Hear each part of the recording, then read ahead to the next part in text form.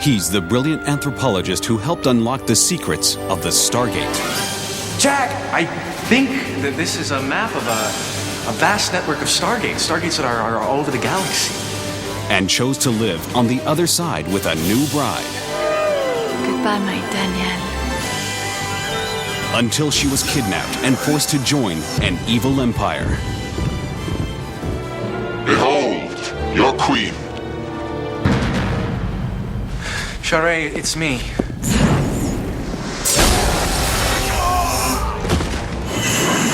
From that day on, Dr. Daniel Jackson's role with SG-1 would change forever.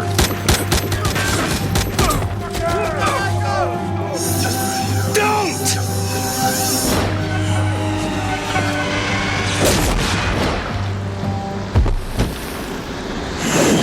Each mission would put his loyalties to the test. Drop your weapons. Jack, if you're ever going to trust me on anything, now is the time.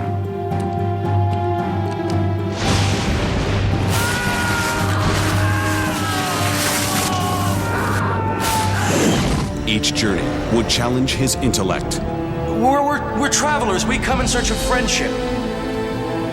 We'd like to exchange our knowledge and culture. We accept your proposition. For actor Michael Shanks, Stargate SG-1 offers more than the average television drama. With this series, which is the best thing about a lot of science fiction series, but this one, more importantly, because it's based in human history, that the possibilities are endless. What the future holds is anybody's guess. I don't know. It's exciting. It's every time I pick up a new script, because you're not doing Melrose Place. You're not doing soap opera where you're going, oh, okay, who am I going to be sleeping with this week? Who am I kissing this week? Who's going to kill who's going to do this? It's about what kind of people are we going to meet? What culture are we going to see? What world are we going to discover? I mean, you can't get much bigger than that. What are you doing? What's he doing? Daniel. I think he just wants to understand. What? Us. Years before landing a part on Stargate, a chance encounter with Richard Dean Anderson helped Michael's decision to become an actor. And they happened to be filming an episode of MacGyver down at the beach. And, this is my first time at 19 seeing a professional television shoot, and I was, being interested in acting all the time, I was like a kid in a candy store. I just loved it, and Richard was down there, and they were shooting scenes on a beach for, I can't remember exactly what for, but there was a huge crowd of people all around, and I sat down there for about an hour watching him work and watching the show take place, and I really thought this was fabulous. I just thought this was great. She's out there somewhere, Jack. I know. So Scar. So what do? We find him. It's that whole coming full circle with something, and being so far on the outside, watching Richard work for me, and then all of a sudden getting the opportunity to work right up close to him, and that being the first television shoot that I had seen. It's really great. While auditioning for the series, Michael had an intuitive sense about his future co-stars.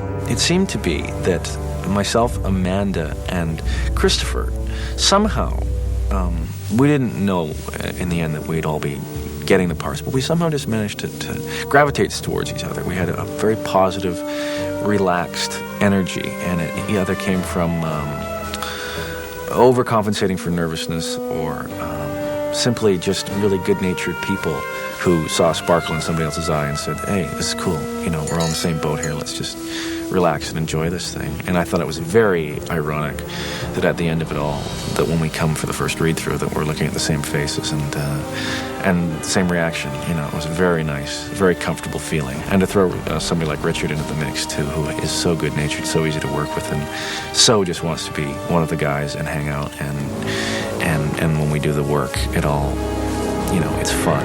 Shanks will be the first to admit that joining Stargate SG-1 was somewhat intimidating. My first reaction when I found out I had gotten the job was, oh boy, I've got a lot of work to do. We explore so many different worlds, so many different cultures to look at. It's impossible to go in depth the way an archaeologist or an anthropologist would do so.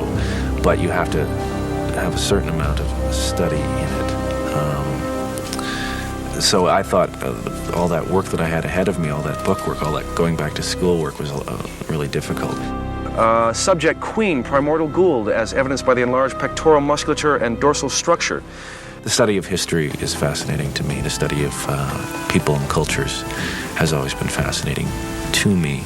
Not to the degree that the character has, but I think I find people very fascinating. Why are they treating us like this? They think we're gods. My character, in a lot of the worlds we go to, and all the other characters as well, are looked at as gods. Once we step through the Stargate, by the inhabitants of these planets, which can be, when you look at it from a human perspective, is very humbling. Shabbai! To be put on a pedestal like that by other human beings is very awkward, and I feel it leaves you very humble. Daniel? Jack? What you doing? Well, something about this place says we all shouldn't rush in there waving guns around. He is right. This is sacred ground. The additional sentiment that you can add, the avenues you can explore in human relations, in moral issues, anything like that, just to touch on it, not to go too far and tell you how it's supposed to be, just to say, what if? I think that's a good reason as any to show perhaps a different perspective on how we could look at things differently if presented with them again. We've only ever seen one side of this. Do we even know why they're fighting? For their lives. Yes, and I was all for saving those lives, but we're about to go way, way, way beyond that.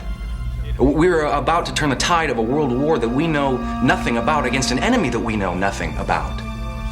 Is that the right way to get their technology? Yes, but is it the right thing to do? It's not necessarily a time travel thing. It's more of you put a different race of people on a different world and see where that world, what avenues that world turns into, and what could have been if history had turned a different way, and what we could do differently next time if we're faced with that same possibility. You're not here simply to serve life on this ship. You're here to protect the integrity of life on this ship. Think about the people down there and all the life that you will be destroying. The rigors of shooting such a complex series can take its toll on everyone involved, but Michael finds ways to enjoy the process. We get so many new directors in on this show, and what I love to see is I watch them flip out because they see how big the show is. They go into it thinking, well, they're just doing series television, da-da-da-da-da. And they go into it and they see slowly, they start off, they come in with a smile on their face, and we're all smiling back at them going, what is this director going to do for us today? And he takes us down this road. Cut, print. I'm going to start printing the rehearsals. We're so far behind. That's very good. We're so far behind. Okay, let's get moving on. And he realizes just how overwhelming this show can be and is.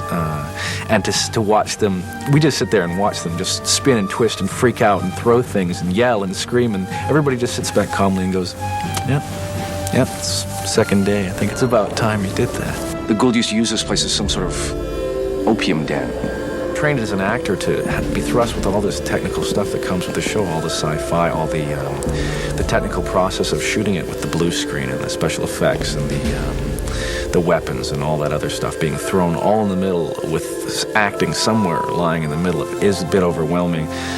You learn to be patient and pick your spots, but it's been great so far. The hours are long, but it's very rewarding at the end of the day. It's a lot of fun. I'll see both of you again someday, right?